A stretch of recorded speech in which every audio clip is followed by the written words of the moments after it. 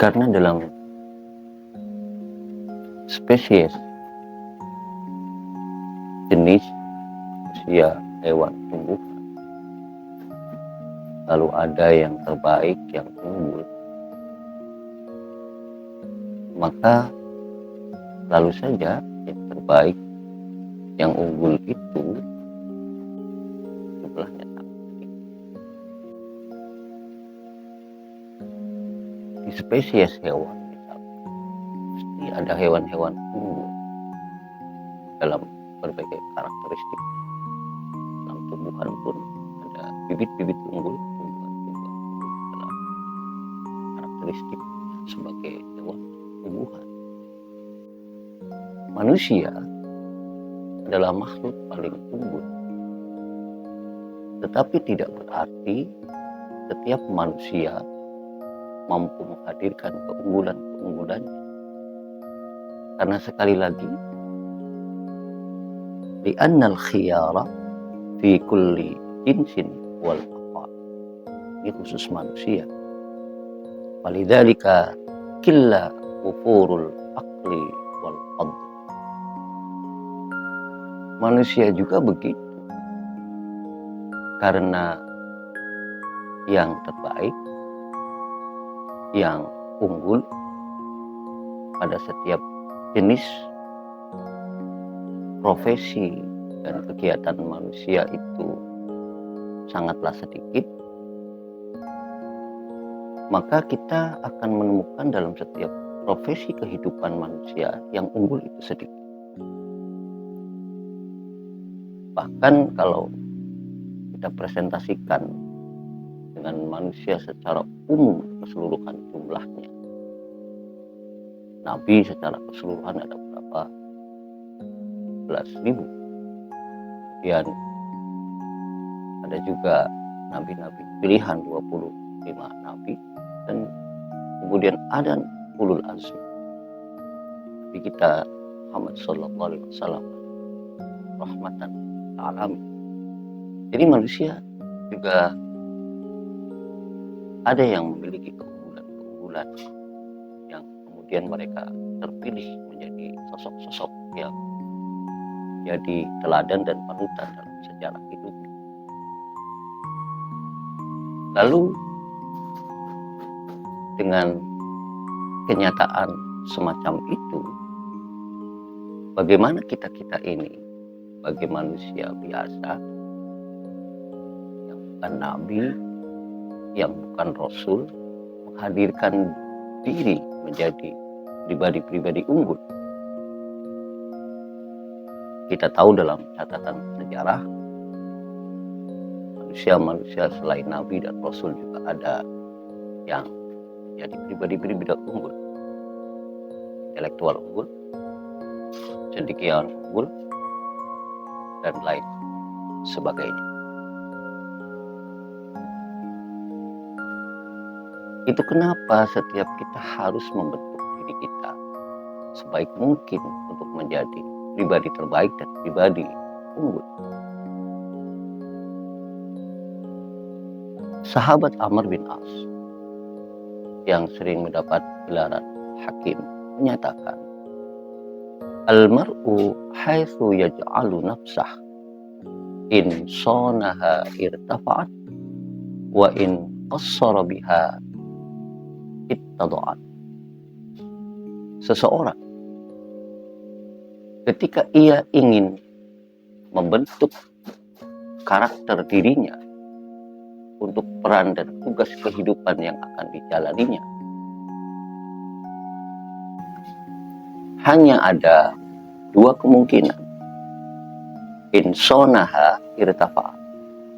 Kalau ia selalu melindungi dan menjaga serta memelihara karakter dirinya, maka kualitas dirinya, bahkan kualitas hidupnya, kualitas peran yang dilakukannya dalam hidup ini akan makin meningkat. Tapi wa in qassara biha ittada'at. Seseorang kalau sudah mengabaikan, membiarkan dirinya menjadi orang yang penuh dengan tekanan demi tekanan dalam dirinya oleh sebab apapun yang ada di luar dirinya atau di dalam dirinya, maka ittadoat, kualitas pribadi, kualitas karakter dirinya makin menurun. Bahkan peran dan tugas kehidupan yang dia jalaninya makin kacau balau. Lalu sebagai manusia, keunggulan kita tidak bisa dibentuk oleh diri kita sendiri. Tapi tentu kita butuh interaksi dengan sesama manusia. Dan tentunya akan lebih indah kalau kita mampu berinteraksi dan bergaul dengan manusia-manusia. Kenapa? Karena pergaulan kita mempengaruhi konsistensi kita dalam membentuk karakter diri kita dan menjaga agar peran dan tugas hidup kita tetap ada di alur. Kenapa kita harus memilih pergaulan dengan pribadi-pribadi yang unggul? Karena pribadi-pribadi yang unggul itu ketika membangun pergaulan sesama itu mereka akan istina'ul sosok. Para sosok unggul, sosok terbaik ketika mereka bergaul, terciptalah suasana penuh dengan nasihat.